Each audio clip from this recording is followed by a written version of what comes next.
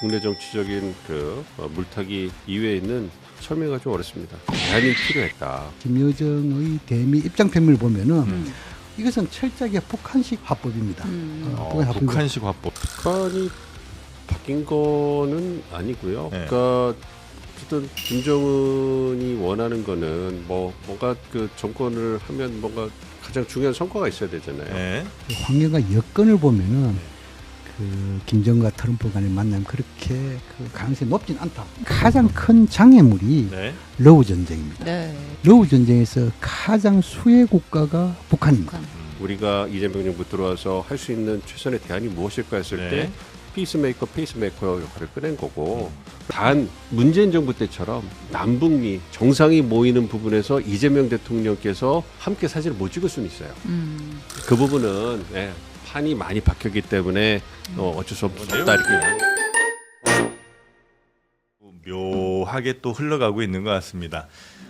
저는 이제 대북주 투자 때문에 한 8년 전에 아픈 추억이 다시 살아나고 있는데, 김정은과 트럼프가 다시 만나는 일이 생기게 될지, 또 북한의 핵무기를 거의 지금 인정하는 것 같은 그런 분위기로 가고 있는 것 같은데, 이게 도대체 우리한테 왜 이런 일이 자꾸 일어나는지 두 분과 함께 이야기 나누도록 하겠습니다. 북한대학원대학교 양무진 석좌 교수님 어서 오시고요. 네, 네, 안녕하세요. 반갑습니다. 네. 그리고 국립연구원 미주연구부의 민정훈 교수님도 함께합니다. 예, 안녕하세요. 네, 반갑습니다. 우리 양무진 교수님 오랜만에 뵙습니다. 그렇습니다. 네. 잘 계시지요? 아유, 그럼요. 고맙습니다. 자, 그리고 북한 미국 관계에 관심 많은 신혜영 기자도 어서 오십시오. 안녕하십니까? 네, 반갑습니다. 미국에 언제 가보셨죠? 저요? 예. 한 3년 전쯤? 3년이나 됐어요, 네. 벌써? 예. 미국 한번 꼭 가고 싶다고 평소에 늘 말씀을 많이 하셔서. 아. 네. 요게 또 잘 되면 취재차 가실 수 있는 거 아니겠습니까? 네. 그런데 만약에 북미 정상회담이 성사가 돼도 미국에서 할 가능성은 그렇죠. 제로지 않을까요? 그건 제로죠. 예. 하면 김정은이 미국에 갈 가능성은 북한에서 할 가능성도 사실 거의 없죠. 전 평양에 가시기를 계속 밀고 있습니다. 오히려 그게 더 사실은 가능성이 북한에? 있다고 하면 어디요? 어쨌든 판문점까지는 갔잖아요. 판문점까지는 갈 수 있겠지만 네. 북한에 갈 수는 없죠. 이 안보상의 문제 등등 해서.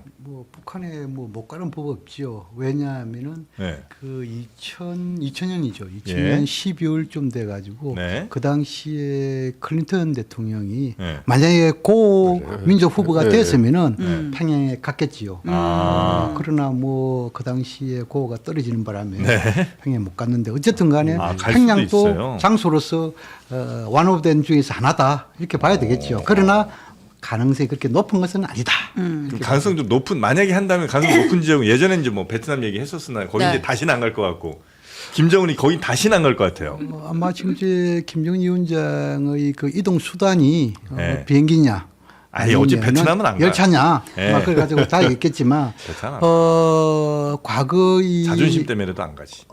이 하노이 이전, 다시 말해서 그 싱가포르 센토섬 하기 전에 네. 몽골의 울란바토르 여기에서 몽골. 그 정상회담 개최지 하나로 예, 검토를 그 중에 했습니다. 있었죠. 그러나 이제 미국에서 그것은 어렵다. 왜냐하면은 적어도 울란바토르 하려면은 어전, 경호, 팀들의 숙소 이것이 있어야 되는데 그것이 어렵다. 그래서 결국은 거기서 못하고 싱가포르 센터소를 옮겼지요. 중국 정도에서 잘하면 수 있을 것 같긴 한데, 여튼 지금 트럼프가 계속 저 북한에 뭔가 네. 메시지를 좀 보내는 건 맞는 거죠? 그러니까 사실 트럼프의 네. 요새 관심사 중에 북한은 약간 바깥에 있었잖아요. 음. 근데 갑자기 요새 들어서 북한 관련된 얘기를 계속 먼저 꺼내고 유화적인 제스처를 보내고 있습니다. 올해 말에 김정은 만날 수 있어요? 그러지 말란 법이 없죠. 왜 나랑 대화 안 하고 있다고 생각하세요? 에서 이어서 네 만날 예정입니다 라는 대답까지 나왔어요. 그러면서 이제 본인의 트루스 소셜에 계속해서 김정은 위원장과의 투샷 사진을 3번 연속 공개를 했습니다. 근데 지금 가능성이 완전 제로가 아닌 게 네. 지금 올해 11월 달에 중국 선전에서 에이펙이 열리잖아요. 그럼 이제 트럼프가 어쨌든 이 동북아에 올 거고, 그걸 계기로 해서 인근에서 어느 지역일지 될진 모르겠지만 김정은 위원장 만날 수 있는 거 아니냐라는 해석이 있는데, 그러니까 이제 저희가 궁금한 건 그거죠. 아니 한동안 북한 관심도 없었는데 왜 갑자기 이 시점에 갑자기 북미 대화를 꺼내 들었느냐. 네.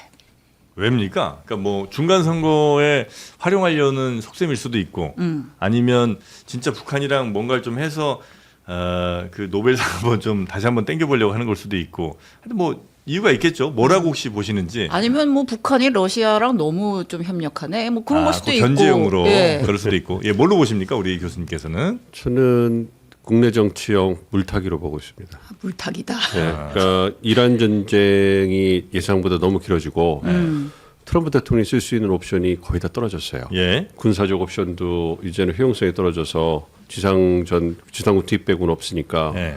어려운 것 같고 그리고 경제적 압박으로 돌아갔잖아요. 그러니까 유일하게 남은 게 경제 압박밖에 없으니까 자기 마음대로 되지 않고 그래서 전쟁이 정말 지긋지긋할 거예요. 그리고 이제 그 미국 내 이 여론을 보면 상당히 부정적이거든요. 네. 예, 그래서 계속 그 자신의 실책이다 뭐 이런 얘기만 계속 나오고 있으니까 그런 부분에서 이제 뭔가 대안이 필요했다. 그래서 원래는 북한 문제가 그렇기 때문에 그 선택이 있다 이렇게 보는 이유 중에 하나가 네. 뭐냐면 원래는 중간 선거 끝나면 북한 문제는 다루지 않을까 이런 예상이 많았어요. 근데 이번에 정말로 깜짝 그러한 선택이었거든요. 그거는 국내 정치적인 그 물타기 이외에 있는 설명가 좀 어렵습니다. 중간 선거 뭐 성과 얘기하는데요. 중간 선거에 뭐 약간이라도 영향을 미치려면 11월 전에 만나야 될 거 아니에요. 그렇죠. 근데 지금 얘기 나오는 그 에이펙 정상회의가 11월 18일, 19일이에요. 중간 선거는 11월 3일이고. 그러니까 이게 시차가 있어요. 그래서 최소 9월, 10월에는 만나야 좀 뭐 그렇게 홍보하고 댕길 텐데 그것도 아니고. 네. 하지만 말씀드린 것처럼 그런 효과는 없더라도 이란 전쟁으로부터 여론에 관심을 돌리고 뭔가 진전되는 모습을 보이면 뭐 트럼프 대통령이 현재 취할 수 있는 옵션 중에는 그나마 뭔가 좀 가시적이지 않을까 이 부분에 선택한 것 같아요. 효과 있나 근데 모르겠습니다만. 지금 여튼. 중간 선거 네. 분위기가 진짜 뭐 하원이나 이런 데서 다수당을 뺏기는 분위기예요. 지켜봐야 될 것 같아요. 하원은 민주당이 승리할 거라고 보고 있는데 그것도 박빙이 될 것 같고 상원은 트럼프 대통령이 더 이렇게 그 상황을 악화시키지만 않는다면 50대 50 정도 나온다고 보고 있어요. 근데 이 공화당이 공화당 주의회들이 해가지고 그 게리맨더링이라고 하잖아요. 선거구 재조정을 해놔서 하원도 박빙이 될 가능성도 있고 그다음에 선거 자금이 공화당, 민주당 훨씬 많아요. 공화당이 민주당보다 예, 많아요. 그래요. 예, 그렇기 때문에 뚜껑을 열어봐야 돼요. 물론 이제 그런 상황이기 때문에 네. 네. 그래서 우리 민 교수님의 말씀 이어서 조금 드리자면은 아마 김정일 위원장보다 트럼프 대통령의 일기 때 예. 자신 항상 강조했던 것이 자기는 전쟁보다도 평화로운 지도자다. 그 평화 문제에 대해서 많은 기여를 했다. 네. 이 이야기했잖아요. 그런 이기 들어오자마자 그러한 기여는 완전히 전쟁으로 변해버렸잖아요. 네. 전쟁 지도자로서. 네. 그렇다면 이 전쟁 지도자에서 평화 지도 다시 복귀하기 위해서는 네. 북한만큼 좋은 게 없다. 이렇게 생각할 수 있겠죠. 네. 그 다음 주에 또 이제 우리 민 교수님 말씀처럼 그 11월 달에 중간 선거에 있어가지고 나름대로 외교적인 치적, 지금 중동 전쟁에서 치적은 어렵지 않겠습니까? 네네네. 그렇다면은 이 북한 이거 만남에 대한 여러 가지 분위기를 네. 때문에 가지고 치적도 될 수 있겠죠. 이게 치적은 돼요? 만약에 충분히 이렇게 만나서 뭐 한다고 하면? 그게 이제 뭐냐면 제가 이어서 말씀드리고 싶은 것이 치적으로서 보자면은 지금은 이제 전임 미국의 정부에서 네. 북한 핵 문제를 비롯한 북한 문제 상당히 그 해결이 어렵잖아요. 예. 뭐 오바마, 바이든 모두. 네. 그러나 트럼프 대통령이 나서가지고 예.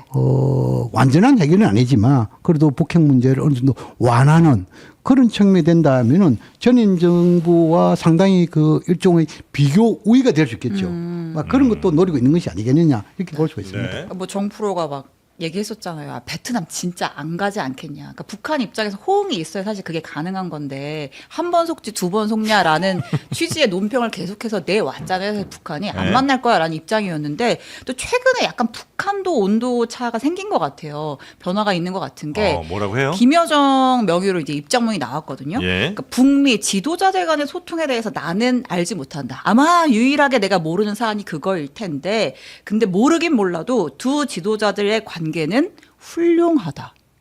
이거는 뭔가 김여정이 그렇게 얘기했어요. 예, 약간 예전이랑 톤이 달라졌잖아요. 그 말씀을 좀 드리기 전에 네. 조금 앞 이야기를 좀 보완 더 하자면은 네. 이 트럼프 대통령이 1차, 2차 정상회담 할 때는 개인적인 문제가 있었어요.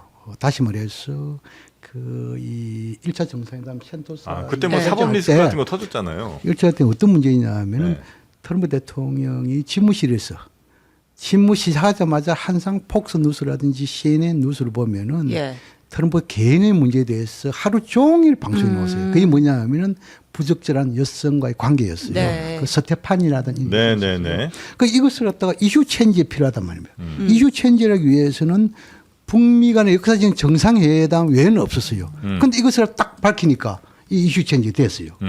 두 번째, 하노이에서 결렬이 됐잖아요. 네. 그 당시에도 트럼프 개인의 문제가 있어요. 그 당시에 뭐냐면 코헨이라는 개인 변호사. 이 문제 가지고 특검 얘기 있잖아요. 맞습니다. 네. 이것도 문제가 뭐냐면 이것을 갖다가 이슈를 체인지를 하려면은 그럼 이것이 뭐냐면 빅딜을 할 것이냐, 스몰딜을 할 것이냐, 아니면 걸어 나갈 것이냐. 이 세 가지 중에서 트럼프 대통령이 고민이 있었죠. 그런데 빅딜을 하려니까 북한이 완전히 항복을 해야 되고 스몰딜을 하려니까 이슈 체인지가 안 되고 고민하다가 결국은 뭐냐니까 걸어 나가는 걸로.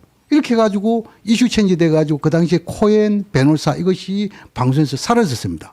그러나 지금 상태에서는 트럼프 대통령이 개인적인 이슈 체인지할 이유가 없습니다. 그렇기 때문에 어찌 보면은 과거보다도 지금 현재 좀 더 유리한 입장이 있겠지 않겠느냐 그런 생각을 가져봅니다. 네. 근데 지금 북한 아까 잠깐 얘기해 주셨는데 네. 북한은 정말 그러면 태도가 약간 바뀐 건지 특히 이제 우리나라 지도자 얘기할 때랑은 정말 너무 차이가 나서 짜증도 좀 깜판이죠. 나는데 네. 우리는 그렇게 무시하면서 미국 트럼프 대통령에 대해서는 오히려 지금 약간 유화적인 단어들을 많이 지금 내뱉고 있는 것 같습니다. 북한 좀 바뀌었습니까? 북한이 바뀐 거는 아니고요. 네. 그러니까 어쨌든 김정은이 원하는 거는 뭔가 그 정권을 하면 뭔가 가장 중요한 성과가 있어야 되잖아요. 네. 그러니까 할아버지가 주체사상을 확립해서 즉 세습 체제를 만들어 놨고 아버지가 핵무력 완성했다고 주장을 했잖아요. 김정일이. 그러니까 자신도 뭔가 치적이 있어야 되는데 그게 정상국가. 서구의 경험을 바탕으로 정상국가를 만들고 싶기 때문에 그걸 하려면 국제 경제 시스템이라든지 어떤 그 세계 무대에 등장을 해야 되잖아요. 그걸 하려면 미국과의 관계에서는 필요한 거고, 그건 궁극적인 목표인 거고, 지금은 핵무력에 집중하면서 중국 러시아 관계 이걸로 해서 버티고 있잖아요. 그렇지만 말씀드린 것처럼 미국과의 관계가 정말 필요한 거라면 그러면 속고 또 속고 하더라도 계속 그 저울질 해볼 수밖에 없는 상황이 아니냐. 그러니까 김여정 부장의 그 담화가 그걸 여실히 보여주는 거 아니냐. 그러니까 네. 연합훈련 축소에 대해서는 흥미가 없다. 그리고 두 지도자 간의 관계는 알지 못한다. 그러니까 사전 조율이 잘 되지 않았다. 이거 보여주지만 그럼에도 불구하고 김정은 위원장이 트럼프 대통령에 대해서 좋은 감정을 갖고 있고 말씀해 주신 것처럼 두 지도자 간의 관계는 의연 훌륭하다. 이렇게 여지를 열어놨거든요. 그러니까 네. 조건이 맞으면 나올 수 있다라는 걸 보여주는 거죠. 김여정 이 부장이 이틀 간격으로 연달아 대미 메시지를 내고 대남 메시지를 냈죠. 대미 메시지 낼 때는 입장 표명을 했어요. 예. 그 입장 표명이 뭐냐면 미국에서 공식적으로 제한이 없기 때문에 입장 표명을 한 것을 보이고 그다음에 대남용에 대해서는 담화를 냈단 말이에요. 네. 이것은 최근에 이 이재명 대통령의 경축사라든지 네. 기타 이런 것이 담겨 있겠죠. 어쨌든 간에 그래서 지금 이제 민 교수님 말씀처럼 김여정의 대미 입장 표명을 보면은 이 양 정상 간의 무슨 소통이라든지 정상 이런 것은 잘 모른다. 그러나 양 정상의 관계는 좋다. 이것은 철저하게 북한식 화법입니다. 북한식 화법이요? 예, 예. 그 속에 보면은 결국은 뭐냐 하니까 지금은 이제 시간이 좀 있기 때문에 예를 들어가지고 미국에 대해서 대화의 문을 닫지도 않고 열지도 않고 여기에 대해서 일정한 그 탐색 기간을 가지겠다는 거거든요. 네. 다시 말해서 방금 우리가 계속 이야기한 대로 지금 11월 달에 에이펙 기간이 좀 남아있기 때문에 네. 그 기간 동안에 미국이 소위 말해서 북한에 대한 핵 보유국을 인정하고 핵군축 협상 더 나아가서 적대지 정책 폐기의 상징으로서 대북 제재 완화 검토 예. 이 정도 나오면은 대화의 문을 닫지 않고 열 수 있다. 이런 메시지가 그 정도에 담겨 있는 것이 아니겠느냐 이렇게 보여집니다. 북한이 그 정도로 원하면 사실 다 원하는 거잖아요. 그러니까 뭐 핵무기 인정해주고 그다음에 제재 완화해주고 그럼 뭐 미국한테 뭘 줘요? 줄 게 있어야 될 거 아니에요, 북한도 미국에. 왜 이 지금 문제 예를 들어가지고 트럼프 대통령 입장에서 가장 지금 바라는 것이 네. 전임 정부에서 아무도 할 수 없는 것을 자기가 했다는 것을 줄 수 있는 거잖아요. 기쁨을 트럼프에게 기쁨을 그렇게 줬어. 뭐 어떻든 간에 아니 그러니까 뭐 핵무기를 없애는 게 사실 미국이나 우리나라가 원하는 거잖아요. 한반도 비핵화. 근데 그거는 안 주겠다는 그러니까 핵무기 인정한다는 거는 그냥 핵 인정하고 이제 그런 부분이 네. 결국은 이제 미국이고 한국이고 간에 굉장히 뭐냐면 현실적으로 접근해야 되느냐. 예. 네. 아니면은 좀 우리가 원칙적으로 같이 이렇게 접근해야 되냐 차이가 있어요. 그러나 지금은 이제 우리가 이 동서고금 특히 핵 보유국, 핵 보유국 핵무기를 가진 나라가 비핵화한 사례가 없습니다. 예. 뭐 그렇겠죠. 예. 예를 들어 가지고 우크라이나 핵을 가지고 있었지요. 그러나 그 당시에는 전부 다 소련제 핵무기였어요. 예. 그 소련제 핵무기에서 암호가 없으면은 우크라이나에서는 그는 고철 덩어리입니다. 필요가 없습니다. 그러나 우크라이나가 경제와 안보 이것을 받고 다 내준 거 아닙니까? 네. 지금 이제 북한은 이거는 주권 문제를 하는데 예를 들어 가지고 북한이 지금 이제 뭐 트럼프 대통령이 57개, 우리 국방장관이 약 80개에서 120개 이렇게 언급했단 말입니다. 네. 이 상태에서 우리는 미국은 계속해서 비핵화만 외친다. 그런 것은 뭡니까? 비핵화하지 마자는 이야기가 똑같은 이야기단 말입니다. 예. 그런 선상에서 지금 이제 트럼프 대통령이 비핵화에 대해서 크게 언급은 하지 않지만 적어도 핵 보유국을 간접적으로 언급한 이것은 대화의 문턱을 좀 낮추겠다. 그러니까 약간 우리도 현실적인 접근을 하겠다라고 이제 트럼프가 의사표명을 한 거예요. 그렇죠. 예, 예. 아. 그런 측면에서 볼 때 트럼프 대통령의 현실적인 접근 이것이 지금 이제 조금 보여주는 것이 아니겠느냐 이 생각됩니다. 그러니까 북한 핵이 네. 지금은 운반 수단인 장거리 대륙간 탄도미사일이 완성되느냐 이 부분에 있어서 좀 시간이 걸릴 거라고 보지만 네. 이게 북한의 핵을 계속 놔두면 핵탄두는 트럼프 대통령이 57개를 가지고 있고 네. 거기에다가 대륙간 탄도미사일만 완성이 되면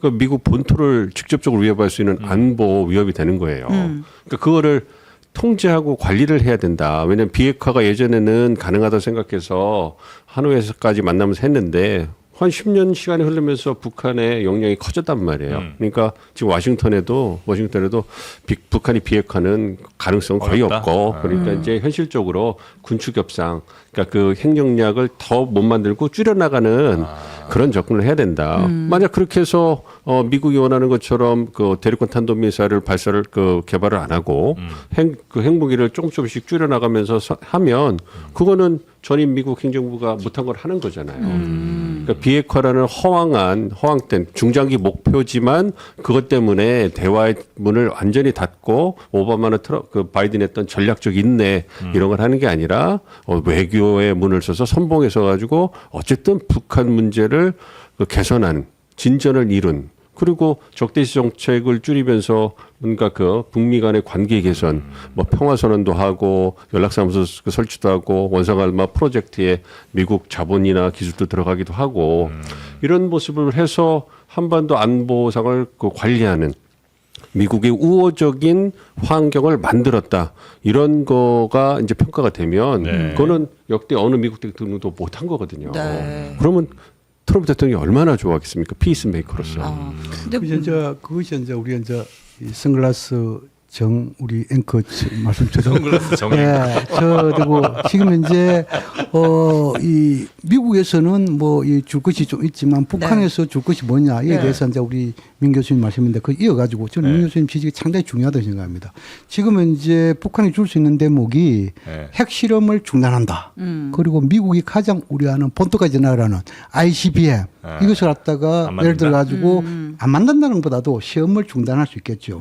이런 건 상당히 크고 또 하나는 문제 뭐냐면 지금 이제 북한이 한미일대 북중로라는 일종의 신냉전 구조 여기에서 상당 자기가 선봉에 서 있다는 과시하고 있잖아요. 네. 여기에서 적어도 북한을 한국 또는 미국 쪽으로 좀 기울게 하면은 지금 이제 북러 밀착이라든지 북중 밀착 이에 대해서 어찌 보면 좀 완화시키는 그런 계기점이 될 수 있지 않습니까?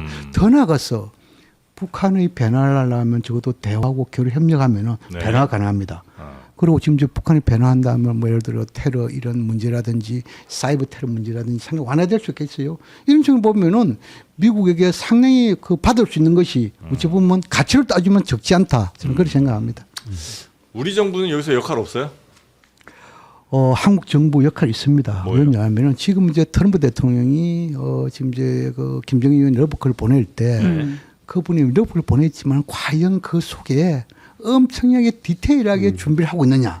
저는 그렇게 하지 않을 거로 봅니다. 예. 왜냐하면 중동 전쟁 하고 있죠. 내부적으로 관세 무역해야 되겠죠. 지금 이제 러우 전쟁에서 어떻게 해결할까 해야 되겠죠. 얼마나 복잡하겠습니까? 예. 여기 대해서 과연 북미 간에 대한 아주 디테일한 거 과연 준비할 수 있을까? 저는 없다고 봐요. 특히 또 전문가도 아닙니다. 그렇다면 지금은 이제 이런 선상에서 한국에서 적어도 시나리오 준비를 해보면 트럼프 대통령이 굉장히 좋아할 거다. 저는 그렇게 생각하고 이런 상태에서 아마 이재명 대통령 또 지난 그 이 일종의 그 경축사에서 뭐 이 사자회담을 표현 안 했지만 다자 이런 이야기했고 특히 이거 중요합니다. 우리가 뭐냐 패싱 이야기를 많이 하는데 네. 물론 지금은 이제 북미 관계와 남북 관계 선상에 보면은 북한과 미국 모두 패싱할 가능성 배제할 수 없습니다. 중요한 것은 과정에서의 패싱과 합의 이후 이행에서의 패싱은 다릅니다. 예를 들어 가지고 북미 대화할 때는 뭐 김정일 위원장과 트럼프 대통령이 만난 경험이기 때문에 한국이 중재 서지 않더라도 충분히 자기를 할 수 있다. 할 수 있겠지요. 네. 그런데 북미 간에 합의하면 합의 내용은 충분히 우리 예측을 할 수 있습니다. 예. 뭐냐면 북미 관계 정상화라든지 아니면 한반도 평화체제 구축이라든지 더 나아가서 대북적대의 정책 폐기의 일종의 신호로서 대북 제재 완화가 있지 않겠습니까? 그렇다면 평화체제 문제와 대북 제재 완화에서 한국의 참여 없이는 한 발짝도 못 나갑니다. 그렇기 그래요? 때문에 그렇죠. 예를 들어 한번 생각해 봅시다. 지금 이제 원산 갈마 이 해양관광 지구에 네. 북한이 중국과 러시아, 미국으로부터 관광객을 모집한다 칩시다. 예. 몇 명 가겠어요? 얼마나 오랫동안 가겠어요? 결국은 한국 가지 않으면은 거의 외화협대 어렵습니다. 또 하나 평화체제 구축하는데 지금은 이제 미국, 중국, 북한 뭐 다 포함되도록 당사자인 한국이 만약 평화체제에 대해서 거기에 참여 안 하면은 나아갈 수 있겠습니까?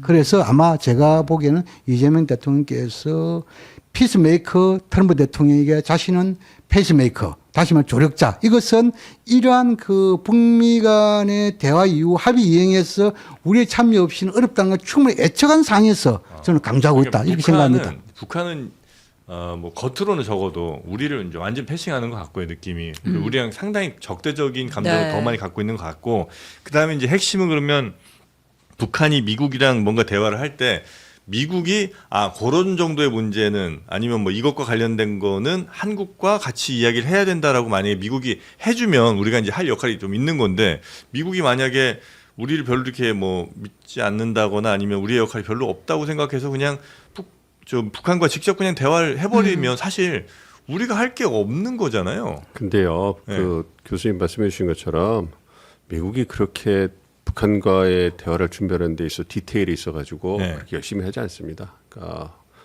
90년대 육자 정상 정상 그 육자 회담도 그랬고 2010년대 남북미 협상도 그랬고 네. 이번도 마찬가지예요. 그러니까 상황이 예전하고 달라져서 이제 남북 관계가 완전히 교착 상태에 있으니까 우리가 못 끌고 가잖아요. 그래서 우리가 이재명 정부 들어와서 할 수 있는 최선의 대안이 무엇일까 했을 네. 때 페이스메이커 역할을 꺼낸 거고 그러면 페이스메이커 역할을 대통령이 꺼냈잖아요. 네. 그러면 밑에서 일을 해야 될 거 아닙니까? 그러면 공무원들이 그래서 정부 당국을 중심으로 해서 외교 당국이 이미 한미 간에 그 로드맵이라고 하죠. 그런 거 대안을 주고 받으면서 많이 만들어 놨어요. 이번 정부에서도. 그런데 이제 남은 것은 트럼프 대통령이 픽하면 되는 거였다. 그러니까 네. 우리 정부랑 미국 정부랑 거기에 얘기가 잘 되고 있는 상황이에요. 그렇죠. 왜냐하면 많이 왜 해왔죠. 여쭤보냐면 지금 뭐 어쨌든 트럼프가 마가 또 굉장히 보수적인 이런 사람들이랑 같이 어울리는 건 뭐 이건 우리가 부정할 수는 없을 거 아닙니까? 근데 그 상황에서 주로 대화가 잘 되는 사람들을 보면 좀 뭐 별로 불편하긴 합니다만 뭐 예를 들면 소년보 목사라든지 뭐 이런 사람들과 대화가 더 잘 되는 것 같고 그 다음에 쿠팡 문제라든지 관세 문제라든지 하여튼 우리 정부에 굉장히 불편한 얘기들을 많이 좀 내놓고 있는 상황인 것 같아서 혹시 우리 정부랑 좀 껄끄러운 건 아닌가. 최근에 그것도 있었잖아요. 한국한테 이란 전쟁 좀 도와달라고 했는데 그러니까 이재명 대통령이랑 내가 통화를 했는데 도와달라고 하니까 이 대통령이 노땡큐라고 노땡스라고 하더라. 라고 하면서 그 왜 우리를 도와주지 않았냐 동맹인데 이런 식으로 좀 불만을 표시하기도 했으니까 이런 이벤트가 있을 때 우리 한국 없이도 그냥 북한이랑 직거래 가능하고 숟가락 얹지 마 이렇게 나설 가능성도 거기다 지금 한국과 미국의 연합훈련 그것도 이제 축소를 그냥 일방적으로 발표해 버렸죠. 굉장히 무례하다 싶을 만큼. 네. 그러니까 말씀해 주신 것처럼 이제 그 극단적인 사례들만 이렇게 말씀하셔서 그런 건데 동맹이라고 다 의견이 같을 수 없고 이해관이 같을 수 그렇겠죠. 없잖아요. 네. 이제 그 부분에서 말씀드린 건데 북한 문제는 한국이 끌고 아이디어를 주고 그거를 그 미국과 소통을 통해서 미국이 선택하지 않으면 네. 디테일을 하기가 어려워요. 그만큼 미국 내 그 북한 전무가 많지가 않습니다. 그렇게 하고, 예, 그래서 많이 해놨고, 말씀드린 건 뭐냐면, 대통령이 이제 우리가 이제 다 이제 그 미국 측 사람들도 많이 만들어 놨고, 이제 남은 건 대통령이 그 이제 분위기만 계속 딱 그 선택해서 끌고 가면 된다 이거였는데, 이번에 그게 된 거예요. 그러니까 이게 저희가 이제 아까 그 교수님 말씀 과정이냐 이행당 이거인데 네. 과정에서 이미 하고 있는데 네. 우리가 보이는 거에서 트럼프 대통령이 말씀하신 독단적으로 연합훈련 축소하고 한국을 무시하는 것처럼 해가지고 북한에 러브콜을 보낸단 말이에요. 네. 그러면 그 과정에서 우리 정부와 우리 대통령이 보이지 않으니까 그러면 우리가 패싱되는 거 아니야 이렇게 우려를 하는데 말씀드린 것처럼 이번에는 페이스메이커를 역할을 해야 되기 때문에 뒤에서 다 이렇게 해주고 있는 거예요. 물론 그 부분에 대해서 트럼프 대통령이 얼마나 우리 정부에 대해서 감사하는지 그건 별개 문제지만 그러니까 결국은 그렇게 해서 분위기가 이끌어지고 이제 실무 협상이 들어가고 그렇게 되면 미국이 의존할 수 있는 국가는 한국밖에 없어요. 결국은 참여를 할 수밖에 그래서 없을 계속 그렇게 것이다. 하는 거 네. 그 갈 거기 때문에 네. 걱정 안 하십니다. 단 문재인 정부 때처럼 남북미 정상이 모이는 부분에서 이재명 대통령께서 함께 사진을 못 찍을 수는 있어요. 그 부분은 판이 많이 박혔기 때문에 어쩔 수 없다 이렇게 중요하죠. 양해하면 그래서 예. 이제 그것이 뭐냐면 지금은 이제 그 한미 동맹의 관점에서 볼 때 네. 이번에 그 트럼프 대통령이 갑자기 뭐 한미 군사 훈련 축소 이것은 뭐냐면 굉장히 우리 입장에서는 불쾌하지요. 네. 그래 이것이 처음이 아닙니다. 이미 2018년, 2019년도로 그걸 했습니다. 네. 2018년도에도 그 이 센토사 축소했어요. 그렇죠. 그 당시에 센토사 섬 그 이 싱가포르 합의하고 나서 얼마 있다가 그 당시에 연합훈련이 있잖아요. 네. 그래서 중단한 사례가 있습니다. 예고도 없이. 그렇죠. 일방적으로. 그 다음 또 뭐냐면은 2019년도 2월 하노이 네. 회담 끝나고 나서도 이 북미 간에 뭔가 이어가기 위해 가지고 네. 트럼프 대통령이 또 이 3월 달에 훈련을 또 중단한 사례가 있습니다. 그렇기 때문에 이 트럼프 대통령의 일방적인 우리 입장에서 기분이 나쁘겠지만 네. 트럼프의 그런 성격, 성에 드러난 사례 있다 보여주고 만약에 우리가 이런 측면을 우리가 이제 몇 번 겪었기 때문에 네. 이것을 우리의 입장에서 이것을 반복되지 않기 위해서는 우리의 자주국방이 필요해요. 그렇게 하려면 뭡니까? 억울하면은 결국 힘을 기울여야 되죠. 힘을 기울여서 뭐냐? 네. 지금 핵 추진 잠수함이라든지 전자권, 예. 자주국방 가져오면 됩니다. 그럼 이 부분에 대해서 뭐 밖으로 좀 기분 나쁘더라도 우리를 네. 하려면 할 수 있다. 그래서 이것이 중요하다. 저는 그렇게 생각합니다. 알겠습니다. 하여튼 자주국방 뭐 하긴 해야 되는데 자칫 뭐 나중에 뭐 이런 거 협의하는 거 보면 돈은 돈대로 우리가 다 내고 우리는 역할은 별로 없고 그냥 미국과 북한이 결정하는 대로 따라만 가는 그런 그림으로 혹시 갈까봐 그게 조금 네. 걱정은 되는데 네. 그렇진 않을 거라고 말씀해 주시니까. 근데 두 분 생각하시기에는 지금 뭐 주변 환경이나 여러 가지 시기가 진짜 북미가 다시 한번 마주 앉을 수 있는 시기라고는 보세요? 진짜 만날 수 있는 시기인가요? 아니면 그냥 정치적인 수사로만 계속 하는 건지 트럼프가. 왜 지금이냐 이 부분은 아까 말씀드린 것처럼 미국 국내 정치적인 그 네. 영향이 컸다고 생각을 하지만 어쨌든 북한이 말씀드린 그 핵력량을 탄도뿐만 아니라 운반 수단까지 다 만들어내면 네. 완성을 하게 되면 대화는 못 하는 거예요. 뭔가 주고받을 게 있어야 대화를 할 거 아니겠습니까? 그러니까 그리고 이제 트럼프라는 걸출한 정치인이 나와가지고 모든 국내 정치적 제약을 다 털고 만나는 사람이잖아요. 그 구조적 요인과 행위자 요인이 남아 있는 시간이 얼마 안 남았잖아요. 그러니까 어떻게 보면 아마 북한의 핵 역량을 통제하고 비핵화로 나갈 수 있는 마지막 시기가 아닌가 이렇게도 생각을 해요. 그래서 생각보다는 몇 달 더 빨리 트럼프 대통령이 칼을 뽑아 들었지만 예. 그래서 그 중요한 시기이기 때문에 우리 정부도 환영을 하는 거고 네. 불편한 부분이 있지만 네. 그래서 잘 되길 바라고 있습니다. 제가 보기에 지금 이제 그 환경과 여건을 보면은 네. 그 김정은과 트럼프 간의 만남 그렇게 그 가능성이 높진 않다. 예. 왜냐하면은 가장 큰 장애물이 네. 러우 전쟁입니다. 네. 왜냐하면은 러우 전쟁에서 가장 수혜 국가가 북한입니다. 북한. 만약에 이렇게 수혜를 받고 있는 상태에서 갑자기 북미 간의 정상을 만나면은 푸틴 대통령이 어떻게 생각하겠습니까? 뒤통수를 친다 생각하지 않겠습니까? 그런 측면에서 또 하나는 문제는 뭐냐면 이 러우 전쟁 와중에서 한미일 대 북중연한 대립구도 네. 일종의 신냉전 구도 여기에 대해서 또 북한 김정일 위원장이 나름대로 이익을 받고 있단 말이에요. 예. 그래서 이러한 것이 있는 상태에서 북미 간의 만남 그렇게 높겠냐? 네. 낮다 이거 보이죠. 그럼에도 불구하고 방금 우리가 이제 이 김여정의 입장 표명에 보면은 이것을 그 양 정상 간의 만남이라든지 소통이라든지 해서 부정을 하지 않고 있어요. 예. 이것을 우리가 상당 부분 깊게 파악할 필요가 있다. 북한이 보통 이러하면은 예를 들어 가지고 김여정이 보면은 지금 이제 뭐 혹자들이 그 상당수의 규모를 뭐 우크라이나에 파병한다. 뭐 3만 명, 5명 하는데 여기 대해서 아니다고 이야기했잖아요. 네. 똑같은 이야기입니다. 예를 들어 가지고 이것이 아니다는 이야기는 뭔가 북미 간의 연장선상에서 볼 수 있는 대목이 있다는 것이죠. 또 그리고 또 하나 아까 방금 이야기한 대로 양 정상 간의 소통을 모른다는 것은 결국 김여정이가 거의 총무부장으로서 일종의 비서실장까지 역할을 하는데 자기가 오래비의 이러한 이 미국의 관계를 모른다. 그것은 우리가 합리적으로 상상할 때 그건 맞지 않다는 얘기죠. 네. 그럼 알고 있는데 이렇게 애들로 북한식으로 합법했다는 것은 지금 뭔가 깊게는 진행되지 않더라도 뭔가 진행되고 있지 않을까 이런 것을 볼 때 네. 트럼프 대통령의 연내 이런 부분에 있어서는 가능성 배제는 할 수 없다 이런 생각이 듭니다.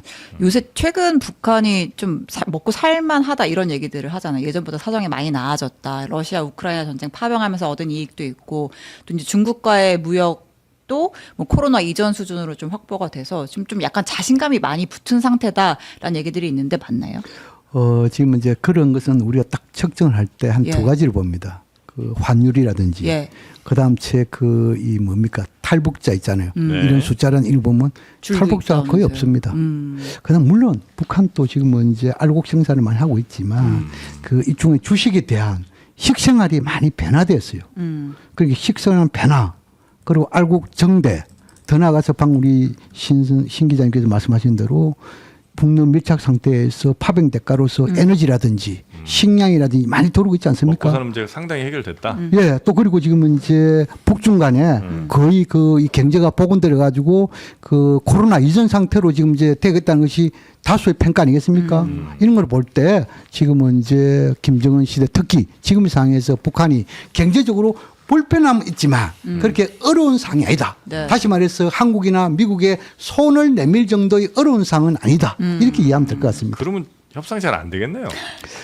지금은 이제 협상은 과거하고 완전 다른 판이죠. 우리 물론에도 북한이 상당히 어려워가지고 그럼 우리가 줄 거 있고 이렇게 하면 이것은 뭐냐면 2000년대 협상 방식 아니겠습니까? 지금은 다른 이야기죠. 지금은 뭐냐 이게 북한은 예를 들어 가지고 러우 전쟁이 끝난 상태에서 끝나야 되면은 북러 간 밀착이 텀지가 생깁니다. 왜냐하면은 러시아는 유럽 지향입니다.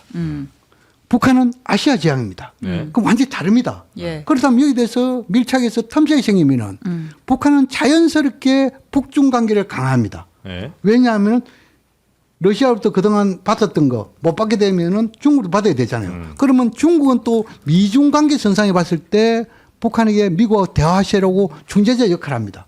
그 속에서 결국은 뭐냐면 북한은 비록 핵이 있지만 대북 적대적 핵이라든지 수기라든지 정상국가 지향에서 미국과의 선택지가 분명히 있단 말입니다. 그런 것을 봤을 때 뭐 북한이 상당 부분 어렵지 않기 때문에 대화에 대해서 오히려 더 뭐 나올 가능성이 낮다. 이것은 한쪽만 보는 것이다. 이렇게 생각합니다. 알겠습니다. 어쨌든 네. 미국이 많이 줘야 돼요.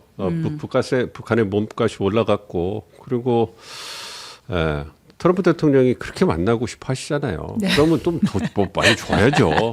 네. 그런 부분 만나고 그리고 싶은 사람이 그럼요. 줘야죠.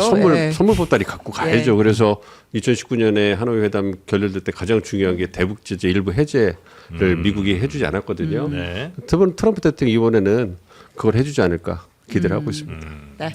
그 요즘 북한이 저 군사분계선 주변에 전술도로를 그렇게 건설한대요. 전술도로를 만들어 거기서 이제 원래는 우리 저 군사분계선 위아래 2km씩은 아무것도 못 짓게 돼 있잖아요. 그러니까 군사적인 어떤 건물 같은 것들. 근데 거기다 막 짓고 또 더 우리와는 이제 좀 멀어지려는 헤어질 결심들을 확실히 많이 좀 하는 것 같더라고요. 그래서 우리랑은 영 이제 이별인가? 아유, 두 분이 희망을 주셨는데. 예, 희망을 생각을 좀 갖고 했는데 보시죠. 오늘 네. 말씀 들어보니까 꼭 그렇게만 볼 건 아닌 것 같고 네. 또 우리도 분명히 역할이 있을 것 같다 말씀을 해주셔서 우리의 역할을 잘 한번 미국이 하지 못하는 부분 또 디테일한 부분을 잘 챙겨서 이번 협상에서 좀 우리의 확실한 역할을 잘 자리매김했으면 좋겠다 생각이 좀 듭니다. 자 오늘 또 여쭤볼 게 좀 있었는데 오늘은 이 정도로 마무리를 네. 좀 하고 다음 시간에 한번 다시 모셔서 우리와의 통상 문제 같은 것들도 한번 좀 여쭤보도록 하겠습니다. 오늘 함께해 주신 북한대학원대학교 양무진 교수님 그리고 국립연구원 민정훈 교수님 두 분 대단히 감사합니다. 예, 감사합니다. 고맙습니다.